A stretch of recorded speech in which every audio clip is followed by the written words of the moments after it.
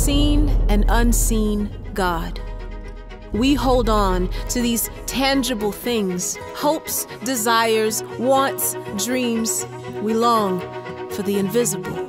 Real, intangible God, overwhelm us with the way you surpass us, more than we can imagine. Give us the real you, not the you we imagine. Remind us of your reality. Eclipse our temporary with your eternity. You live on, and your word goes on into infinity, so shine your might in the face of our weak and finite, your healing in the face of our wounds and disease, your love in the face of our soul's deepest needs. Our hearts beat wildly in anticipation of one so holy, creator of all we see, the invisible God who our human eyes cannot see. Help us to hear you, see you, trust you, obey you, believe you. Give us eyes to see the invisible.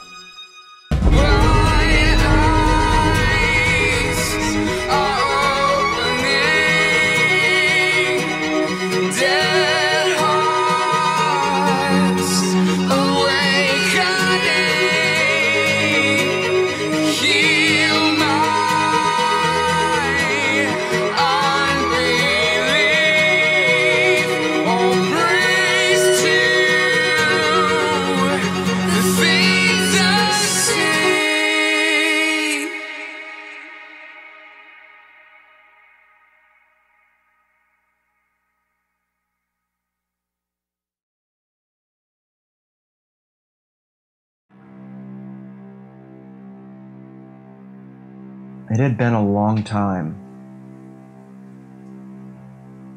since I had heard these words again, and they meant something. There's something hypnotic about the way that Daniel delivers these lines.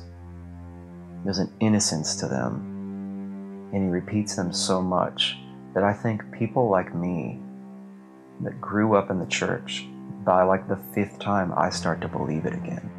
You know, we kind of had a lot of jokes after Like a Lion, like, oh, you gotta write your next Like a Lion. And Daniel actually really did have a tough time writing after that for this album. And I remember, you know, several months ago, he had several more songs he had to write, and he just couldn't really break through. And once he realized that it wasn't about writing another Like a Lion, that God had new, fresh things to say, these songs just came pouring out of him that I could not even believe. A lot of times in the Christian music industry, the lyrics are sugar-coated, and there's definitely a safe aspect to the production and the lyrics and the songwriting to Christian music. And Daniel just blows through that wall.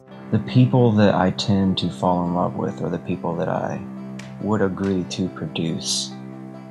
It comes down to believability and whether or not I feel like they have something to say. And Daniel was both of those things for me. I think he's prophetic in the sense that he speaks truth, and he's not afraid to say something that the average person is feeling. You know, I believe in a God right now. I do not think I believe in Christian music. I don't, actually. I don't understand it. I don't know why it exists. I don't know what it even is. So if Daniel has to be called that, that's fine. If someone needs to title something, I don't think any artist wants to be titled with anything. But if people have to, you know, put a hat on it, well then fine, call it that. But he has something to say, and they're great songs. And I'm very proud of this album. Outside of religious music, I'm proud of this album. Underneath that umbrella, I don't know. It'll be the best album that comes out that year. I think I've cried through every track listening to it.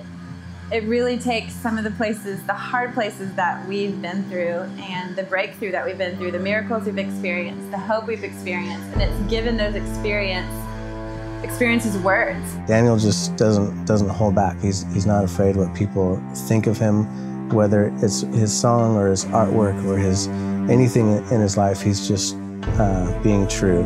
And I feel like great art rubs you the wrong way at first. I feel like great art should make you feel awkward.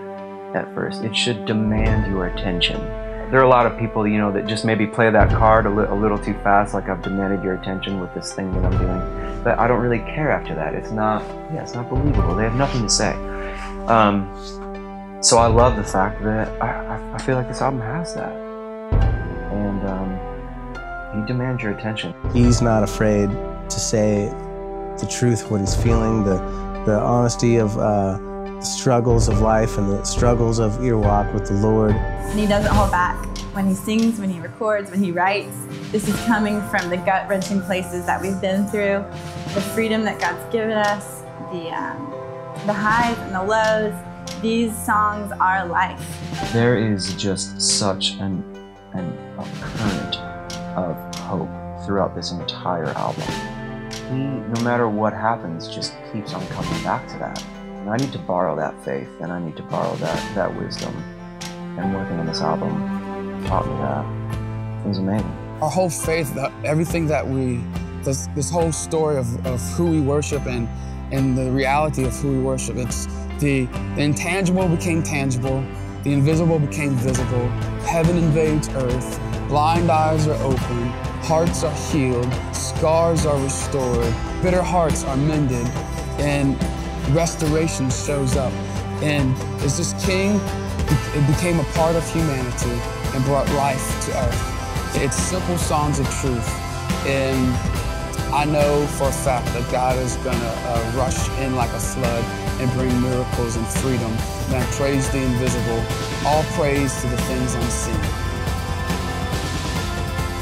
Now, to the King eternal, immortal, invisible, the only God, be honor and glory forever and ever. Amen.